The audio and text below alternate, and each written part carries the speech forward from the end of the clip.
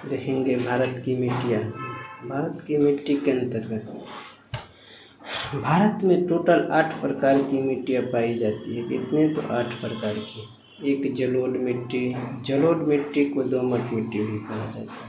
काली मिट्टी, लाल या पीली मिट्टी, लेटेराइट मिट्टी, हिमालयी मिट्टी, रेतीली मिट्टी या बलुई मिट्टी, पीट मिट्टी, दलदली मिट्टी, रेह या ऊसर मिट्टी। इसी प्रकार हम आगे देखें तो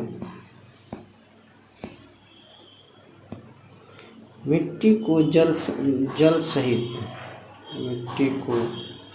सहित 17 प्रकार के पोषक तत्वों की आवश्यकता होती है। कितने? 17 प्रकार की पोषक तत्वों की आवश्यकता होती है।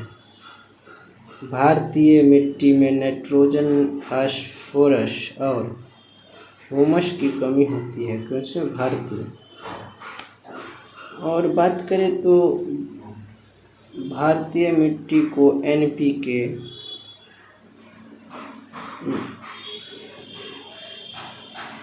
42-21 में दिया गया है, परंतु इसे 5:7:2.7:1 में प्रदान किया जाता है।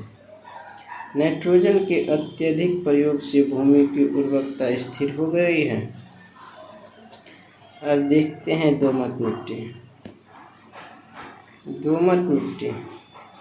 दोमट मिट्टी को इसे जलोढ़ मिट्टी भी कहते हैं। कौन सा? जलोढ़ मिट्टी भी कहते हैं। यह रेतीली, चिकनी मिट्टी के योग से निर्मित होती है। भारत में सर्वाधिक 43% क्षेत्रफल में यही मिट्टी पाई जाती है। यूपी में इसका सर्वाधिक विस्तार है, अन्य क्षेत्र जैसे पंजाब में। भारत में 43% और यूपी में सबसे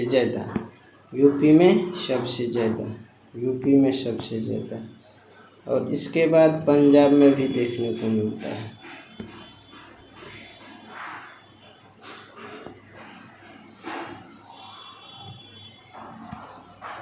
अब देखेंगे पंजाब के साथ हरियाणा में भी मिलता है, बिहार में भी, पश्चिम बंगाल में भी, ब्रह्मपुत्र की घाटी में, पूर्वी घाटी में, पूर्वी राजस्थान, गुजरात में।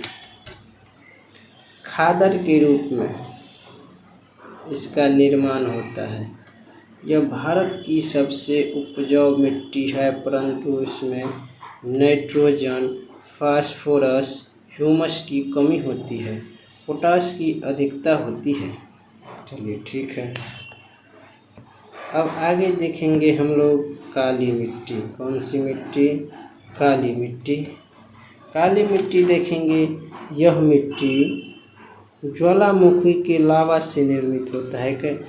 काली मिट्टी कहाँ से प्राप्त होता है? यह मिट्टी ज्वालामुखी के लावा से निर्मित होता है।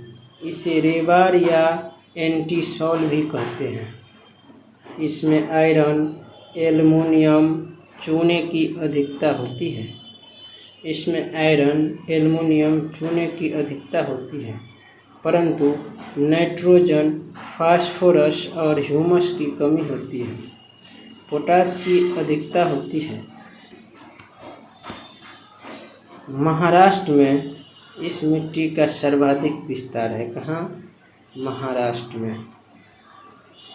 अगर देखा जाए अन्य क्षेत्र में तो मालवा के पठार में भी देखा जाता है, उत्तरी कर्नाटक में भी देखा है, दक्षिण पूर्वी राजस्थान में भी, तमिलनाडु में भी, तेलंगाना में भी, काठियावाड़ में भी देखा जाता है। इस मिट्टी में नमी धारण करने की क्षमता होती है। क्या होती है? नमी को धारण करने की। अतः सिंचाई की कम आवश्यकता होती है। इस मिट्टी में सिंचाई की कम आवश्यकता होती है।